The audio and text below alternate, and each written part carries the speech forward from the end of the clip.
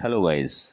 आज हम खोज चैनल पर बताएंगे कि सबसे बड़ा धर्म क्या है, सबसे बड़ा दान क्या है और सबसे बड़ी शक्ति जो यमराज को हरा दे वो क्या है। चकवा चकवी के 3 प्रश्न। तो दोस्तों, अगर ये कहानी आपको पसंद आए तो प्लीज़ चैनल को सब्सक्राइब और वीडियो को लाइक अवश्य करें। प्रिय दोस्तों, चकवी चकवा से ये 3 प्रश्न पूछती है। दोस्तों, ये कहानी बड़ी ही प्रेरणादायक है। इस कहानी को जो इंसान बड़े ध्यान से सुनता है उसके सारे पाप धो जाते हैं। ये बहुत ही शुद्ध कहानी है। ये कहानी बहुत ही प्राचीन है और बड़ी प्रचलित कहानी है। इस कहानी में चकवा चकवी को ध्यान से सुनने की विनती करता है और सुनाना शुरू करता है। चकवा चकवी से कहता है कि एक नगर में एक सेठ रहता था। वह सेठ बहुत धनी था। वो दान पुण्य में भरोसा रखता था। बहुत दिनों के बाद सेठ के यहाँ एक पुत्र ने जन्म लिया। पुत्र बहुत ही सुंदर था, इसलिए सेठ ने उसका नाम कर्मवीर रखा। कर्मवीर बहुत ही दुलारा लड़का था, इसलिए बड़ा होकर वह घूमने की इच्छा से अपने पिता से घोड़े की मांग की। सेठ ने घोड़ा दिलवाया। कर्मवीर घोड़े पर बैठकर नगर भ्रमण के लिए निकला। ये कहानी चकवा चकवी को सुना रहा है और चकवी बहुत ध्यान से कहानी सुन रही है। कर्मवीर घूमते घूमते बहुत दूर निकल गए। गर्मी अधिक होने के कारण कर्मवीर को प्यास लग गई। उधर घोड़ा भी प्यासा था। कर्मवीर पानी ढूंढने लगे, लेकिन पानी कहीं दूर दूर तक नजर नहीं आ रहा था। कर्मवीर बहुत परेशान हुए, लेकिन उन्हें पानी नहीं मिल रहा था। आखिर में उन्हें एक जगह पानी मिला, जहां एक महिला प्यासे को पानी पिला रही थी। वहां से जो भी पानी पीकर आता, सब उस औरत को आशीर्वाद देते। इस घटना से कर्मवीर का इरादा बदला। उसने प्रण किया कि वह भी प्यासे के लिए पानी की व्यवस्था करेगा, और उसने किया भी। वह हर उस नगर में प्याऊ की व्यवस्था की जहां पानी की कमी थी। आखिरकार उसे सफलता भी मिली। उधर दूसरी तरफ उसी नगर में किसी की मृत्यु के लिए 4 यमराज आए थे। वो यमराज के दूत यह दृश्य देखकर अचंभित हुए और अपना रूप बदलकर पानी पीने आए। पानी पिया और चले गए। ये कहानी चकवी बड़ी ध्यान से सुन रही थी। उधर दूसरी बार मृत्यु के कारण उसी नगर में फिर 4 यमराज दूत भेजे गए और रूप बदलकर कर्मवीर के पास पानी पीने आए। लेकिन इस बार कर्मवीर ने पहचान लिया और कहा, तुम कौन हो? वो आनाकानी करके बहुत इधर उधर की बातें किया। आखिरकार बताना ही पड़ा कि हम नगर के व्यापारी हैं और व्यापार करके जब थक जाते हैं तो सोचते हैं चलो थोड़ा ठंडा पानी पीकर आराम किया जाए।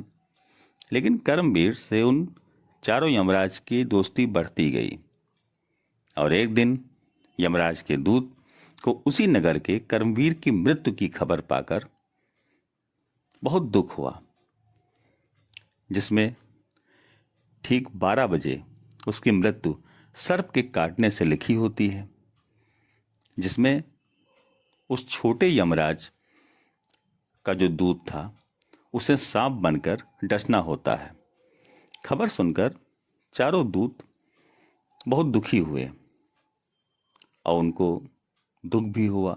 वो परेशान हो जाते हैं और अंत में जब वो कर्मवीर के पास पहुंचता है, तब कर्मवीर को देखकर वह दूत दुखी होता है तथा पूरी घटना बताता है कि मुझे सांप बनकर कल 12 बजे तुम्हें काटना है और फिर तुम्हें लेकर चलना है। खबर सुनकर कर्मवीर थोड़ा दुखी होकर फिर कहता है, चलो ठीक है, भगवान के लेखा में बहुत दम है और मुझे स्वीकार है। कल आओ, तुम्हारा स्वागत है। तब तक मैं परिवार से अंतिम बार मिल लूं। अगले दिन वो नहा धो करके पूजा पाठ करके ऊपर जीने से पत्नी से मिलने जा रहा था। रास्ते में सर्प बैठा था जो कर्मवीर को काटने वाला था। उस सांप को देखकर कर्मवीर तुरंत पहचान गया कि ये वो वही छोटा वाला दूत है जो सांप का रूप धर करके जीने पर बैठा हुआ है। और वो ये सोचकर मुस्कुराया, लेकिन ये पूरी घटना उसकी पत्नी सुन रही थी और पूरी घटना सुनने के बाद वो बहुत दुखी हुई और रोने लगी। उधर उसी गांव में एक विधवा को एक लड़का हुआ था। उसका पति 3-4 महीने पहले खत्म हुआ था और उस औरत ने एक बच्चे को जन्म दिया और वो बहुत दुखी परिवार था, भिखारी परिवार था। भिक्षा मांग करके जो मिलता था उसी से जीवन यापन करता था। तो जो लड़की अपने पिता के यहाँ चली आई थी पति के मरने पर, वो बहुत दुखी हुई और भूख के मारे परेशान थी। तब उसने पिता से कहा कि पिताजी कहीं से खाना ले आओ, और मुझे बहुत ज़ोरों से भूख लगी है। पिता ने कहा, सभी के दरवाजे 2-2 बार जा चुका हूँ और अब तो लोग देखकर दरवाज़ा ही बंद कर लेते हैं, लेकिन बेटी के विनती पर वह फिर चलता है और मांगने भीख उसे कहीं नहीं मिलती। आखिरकार वह उसी सेठ के यहाँ आकर भीख मांगता है। तब वह सेठ की पत्नी जो सारे व्यंजन अपनी पति के लिए बनाया था, मारे दुख के सोचा जब ये नहीं रहेंगे तो मैं भी मर जाऊंगी और इस खाने का क्या करूंगी। यह सोचकर उसने सारा खाना उठा करके उस भिखारी को दे दिया। जब वह भिखारी घर में गया तो उसने बेटी को पूरा खाना दिया। बेटी ने कहा, इतना सारा खाना कहाँ से लाए? तब पिता ने कहा, बेटी यह सब भोजन कर्मवीर की पत्नी ने दिया है। तब उसने आशीर्वाद दिया कि तेरा सुहाग अमर रहे। उसका कहना था कि विष्णु भगवान का सिंहासन हिलने लगा। तुरंत भगवान ने नारद से पूछा, नारद तुरंत पृथ्वी पर आकर पूरी दास्तां भगवान को सुनाओ। और नारद ने किया भी वही, सारी घटना भगवान को सुनाई। भगवान तुरंत कर्मवीर को आशीर्वाद दिया, जिससे सांप के काटने पर भी उसकी मौत नहीं हुई और वह बच गया। इस पूरी कहानी को चकवा बड़े ही उत्साह से चकवी को सुना रहा था।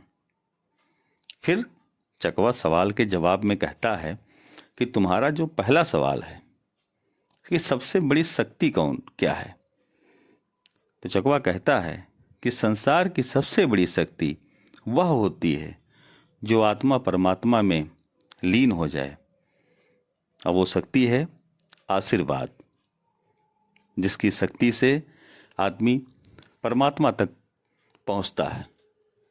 और जो आपका दूसरा सवाल है कि सबसे बड़ा धन क्या है, तो इसका जवाब है जरूरतमंद को दान देना सबसे बड़ा धन है, दान देना। और जो तीसरा सवाल था कि सबसे बड़ा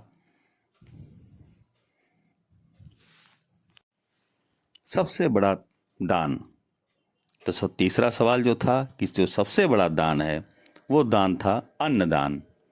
तो दोस्तों, भूखे को भी भोजन कराना सबसे बड़ा दान है।